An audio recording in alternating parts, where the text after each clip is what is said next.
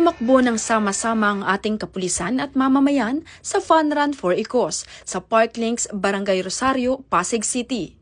Pinangunahan mismo ng Chief PNP, Police General Nicolas D. Torre III bilang lead runner.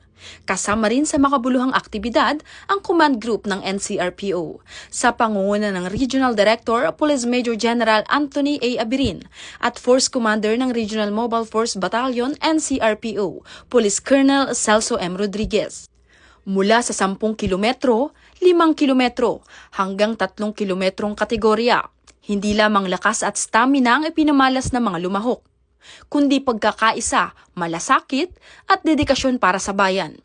Higit pa rito, ang masiglang pagtakbong ito ay sumasalamin sa mabilis na pagkilos at kahandaan ng pambansang pulisya, tulad ng 5-minute response time na itinataguyod na Chief PNP para sa agarang serbisyo at proteksyon ng mamamayan.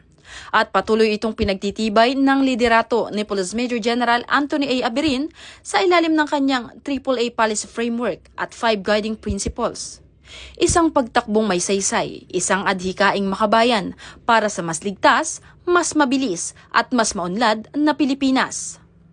Ito ay napakaganda at nagpapahiwatig ng pagkakaisa na buong pwersa ng PNP. At napakaganda ng ganitong isang event na kung saan makikita natin yung stamina ng bawat isa at kahandaan ng bawat isa. Ito ay preparasyon para sa pagtugon sa anumang responde. Ito nga sobrang saya, sobrang fulfillment sa feeling na makatakbo ako ulit at dito pa sa Run with the Chief together with our Chief PNP and my fellow police officer. At shoutout nga pala sa mga buddy ko na nag-aya sa akin na tumakbo ulit at nagpabalik ng determinasyon ko na tumakbo ulit. Easy run, di ba? What next?